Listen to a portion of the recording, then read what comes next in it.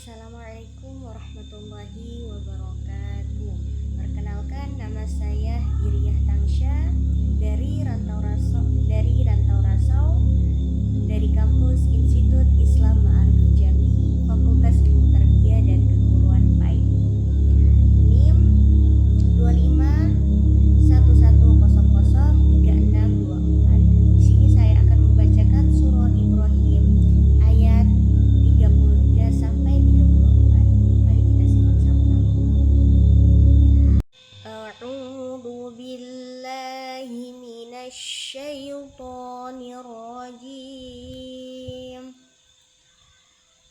Bismillahirrahmanirrahim. وَسَخَّرَ لَكُمُ الشَّمْسَ وَالْقَمَرَ دَائِبَيْنِ وَسَخَّرَ لَكُمُ اللَّيْلَ وَالنَّهَارَ وَآتَاكُم مِّن كُلِّ مَا سَأَلْتُمُوهُ وَإِن تَعُدُّوا نِعْمَةَ اللَّهِ لَا تُحْصُوهَا Innal insana lazalumun. Baiklah, setelah sama-sama kita dengarkan surah Ibrahim ayat 33 sampai 34, mari kita sebutkan satu persatu hukum-hukum bacaannya. Yang mana di situ ada ro yang didahului dengan fathah, maka hukum bacaannya disebut tafkhimur ro, ro yang dibaca tebal. Di situ ada asyamsa. Apabila ada al-ta'rif yang sambung dengan huruf syamsiyah yang terkumpul dalam tib thumma shil rahman tafuz ifda ni'am dar'su azwan nizur syarifan lil karam. Cara membacanya itu apabila ada huruf al-ta'rif bertemu dengan salah satu huruf syamsiyah, maka al-ta'rif diidghamkan atau dimasukkan ke dalam huruf syamsiyah yang ada di hadapannya. Nah, suara alif lam menjadi hilang karena diganti dengan huruf syamsiyah. Seperti ini, asyamsa. Lanjut, al-qamar. Al-qamar apabila ada al-ta'rif atau hamzahnya wasol yang sambung dengan huruf qamariyah yang terkumpul dari abaghi hajjaka wa khaf aqimah. Itu maka cara membacanya itu lam dibaca dengan jelas dan terang. Dalam penulisan huruf alif lam, qamariyah memakai tanda sukun pada huruf lam sebagai tanda bahwa huruf tersebut harus dibaca jelas atau terang. Seperti ini, al-qamar. Lanjut, di situ ada daibain. Di situ ada dua kata. Yang pertama itu dai. Dai itu satu kalimat. Mad wajib disebut itu hukum bacaannya mad wajib mutasil ketika hamzah bertemu dengan satu kata, maka hukum bacaan disebut mad wajib mutasil. Di situ ada bain, di situ hukum bacaannya mad bain. Wasakhara, lanjut lagi ro yang didahului dengan fathah, maka hukum bacaannya disebut tafkhimur ro. Di situ lagi kembali lagi kepada al-lail yang tadi sudah dijelaskan di asyamsa. Asyamsa di situ apabila ada alif lam ta'rif bertemu dengan huruf syamsiyah yang tadi yang tib thumma shil rahman tafus dif dani'am dar'su azwanni zur syarifan lil karam.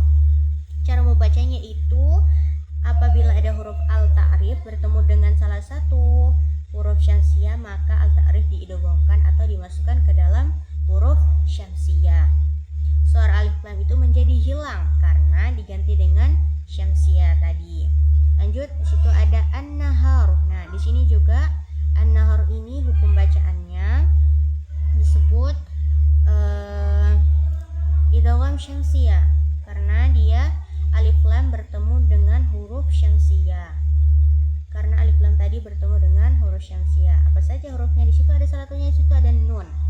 Nah, di situ juga ada alif mati yang didahului dengan fathah. Maka hukum bacaannya disebut maqabi.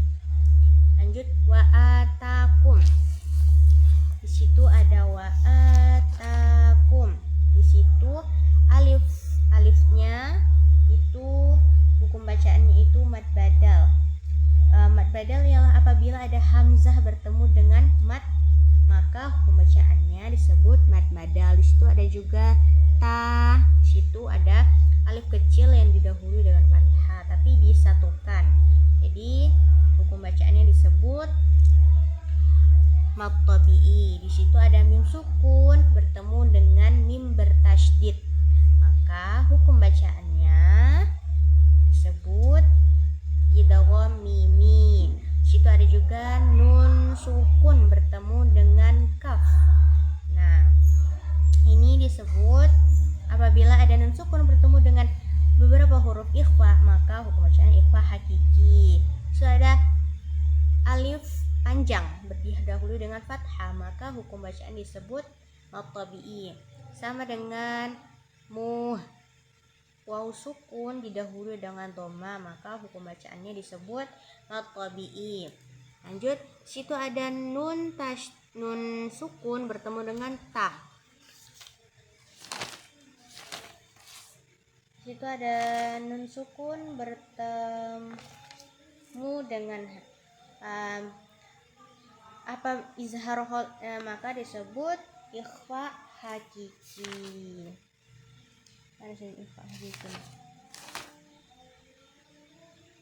Ikhfa hakiki itu ialah membunyikan nun sakinah atau tanwin dengan tetap membunyikan nun. Itu ada nun sukun bertemu dengan ta, maka hukum bacaannya disebut ikhfa hakiki. Situ ada juga waw sukun bertemu didahului dengan dhamma, maka hukum bacaannya disebut mad tabi'i. Di situ ada Allah. Di situ hukum bacaannya lafzul jalalah. Lafzul jalalah itu tafkhim ialah lafaz jalal didahului oleh huruf berharokat fathah atau dhamma, maka dia menjadi tafkhim, tebal.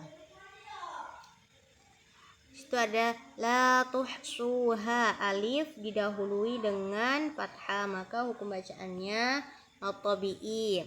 Situ ada juga waw sukun didahului dengan dhamma, maka hukum bacaannya disebut mad tabi'i.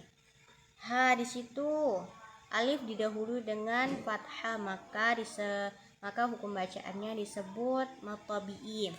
Ada innal insa, di situ ada nun bertasydid, maka hukum bacaannya disebut gunna. Di situ ada al insa, di situ ada alif al ta'rifnya jelas, maka jika al ta'rif itu jelas, maka hukum bacaannya izhar qamariyah. Di situ ada alif didahului dengan fathah, maka hukum bacaannya sebut mad tabi'i. La zalumu, situ ada waw sukun didahului dengan dhamma, maka hukum bacaannya disebut mad tabi'i. Ada tanwin bertemu dengan kaf, maka hukum bacaannya ikhfa hakiki. Kafar, situ ada alif didahului dengan fathah, maka hukum bacaan tersebut adalah ikhfa hakiki. Sekian, terima kasih. Assalamualaikum warahmatullahi wabarakatuh. Perkenalkan, nama saya Hiriah Tangsya dari Rantau Rasau dari kampus Institut Islam Ma'arif Jambi, Fakultas Ilmu Tarbiyah dan Keguruan PAI. NIM 2511003624. Di sini saya akan membacakan surah Ibrahim ayat 33 sampai 34. Mari kita simak sama-sama. A'udzu billahi minasy syaithanir rajim. Bismillahirrahmanirrahim. Wa sakhkhara lakumus syamsa wal qamara da'ibain. Wa sakhkhara lakumul laila wan nahar. Wa ataakum min kulli ma sa'altumuh. Wa in ta'uddu ni'matallahi ni'matallahi la tuhsuha innal insana lazalumun. Baiklah, setelah sama-sama kita dengarkan surah Ibrahim ayat 33 sampai 34, mari kita sebutkan satu persatu hukum-hukum bacaannya. Yang mana di situ ada ro yang didahului dengan fathah, maka hukum bacaannya disebut tafkhimur ro, ro yang dibaca tebal. Di situ ada asyamsa. Apabila ada al-ta'rif yang sambung dengan huruf syamsiyah yang terkumpul dalam tib thumma shil rahman tafuz ifda ni'am dar'su azwan nizur syarifan lil karam. Cara membacanya itu apabila ada huruf al-ta'rif bertemu dengan salah satu huruf syamsiyah, maka al-ta'rif diidghamkan atau dimasukkan ke dalam huruf syamsiyah yang ada di hadapannya. Nah, suara alif lam menjadi hilang karena diganti dengan huruf syamsiyah. Seperti ini, asyamsa. Lanjut, al-qamar. Al-qamar apabila ada al-ta'rif atau hamzahnya wasol yang sambung dengan huruf qamariyah yang terkumpul dari abaghi hajjaka wa khaf aqimah, yaitu maka cara membacanya itu lam dibaca dengan jelas dan terang. Dalam penulisan hukum alif lam qamariyah memakai tanda sukun pada huruf lam sebagai tanda bahwa huruf tersebut harus dibaca jelas atau terang. Seperti ini, al-qamar. Lanjut, di situ ada daibain. Di situ ada dua kata. Yang pertama itu dai. Dai itu satu kalimat. Mad wajib disebut itu hukum bacaannya mad wajib mutasil ketika hamzah bertemu dengan satu kata, maka hukum bacaan disebut mad wajib mutasil. Di situ ada bain. Di situ hukum bacaannya mad bain. Wasakhara, lanjut lagi ro yang didahului dengan fathah, maka hukum bacaannya disebut tafkhimur ro. Di situ lagi kembali lagi kepada al-lail yang tadi sudah dijelaskan di asyamsa. Asyamsa di situ apabila ada alif lam ta'rif bertemu dengan huruf syamsiyah yang tadi yang tib thummasil rahman tafus lif dani'am dar'su azwanni zur syarifan lil karam. Cara membacanya itu apabila ada huruf al-ta'rif bertemu dengan salah satu huruf syamsiyah, maka al-ta'rif diidghamkan atau dimasukkan ke dalam huruf syamsiyah. Suara alif lam itu menjadi hilang karena diganti dengan syamsiyah tadi. Lanjut, di situ ada an-nahar. Nah, di sini juga an-nahar ini hukum bacaannya disebut idgham syamsiyah karena dia alif lam bertemu dengan huruf syamsiyah. Karena alif lam tadi bertemu dengan huruf syamsiyah. Apa saja hurufnya? Di situ ada salah satunya, di situ ada nun. Nah, di situ juga ada alif mati yang didahului dengan fathah.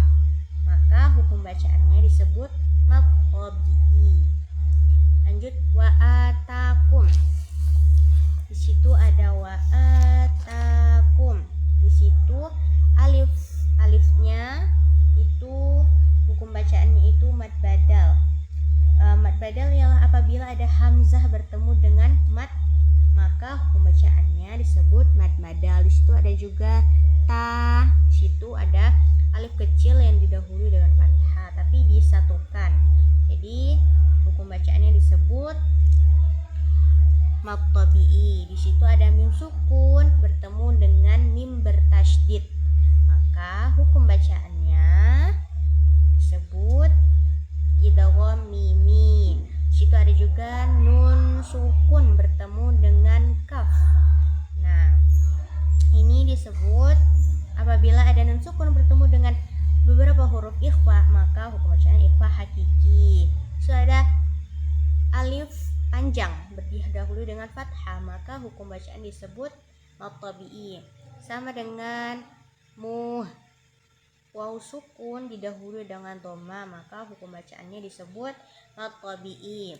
Lanjut, situ ada nun sukun bertemu dengan ta.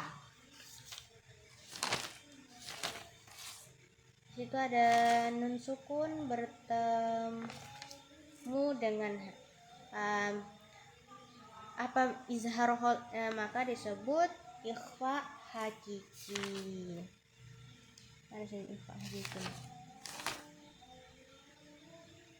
Ikhfa hakiki itu ialah membunyikan nun sakinah atau tanwin dengan tetap membunyikan nun. Situ ada nun sukun bertemu dengan ta, maka hukum bacaannya disebut ikhfa hakiki. Situ ada juga waw sukun bertemu didahului dengan dhamma, maka hukum bacaannya disebut mad tabi'i. Di situ ada Allah. Di situ hukum bacaannya lafzul jalalah. Lafzul jalalah itu tafkhim, ialah lafaz jalal didahului oleh huruf berharokat fathah atau dhamma, maka dia menjadi tafkhim, tebal. Situ ada la tuhsuha, alif didahului dengan fathah, maka hukum bacaannya mad tabi'i. Situ ada juga waw sukun didahului dengan dhamma, maka hukum bacaannya disebut mad tabi'i. Ha, di situ alif didahului dengan fathah, maka hukum bacaannya disebut mad tabi'i. Ada innal insa, di situ ada nun bertasydid, maka hukum bacaannya disebut gunnah. Di situ ada al insa, di situ ada alif al ta'rifnya jelas, maka jika al ta'rif itu jelas, maka hukum bacaannya izhar qamariyah. Jika ada alif didahului dengan fathah, maka hukum bacaannya sebut mad tabi'i. La zalumu, situ ada waw sukun didahului dengan dhamma, maka hukum bacaannya disebut mad tabi'i. Ada tanwin bertemu dengan kaf, maka hukum bacaannya ikhfa hakiki. Kafar, situ ada alif didahului dengan fathah, maka hukum bacaan tersebut adalah ikhfa hakiki. Sekian, terima kasih.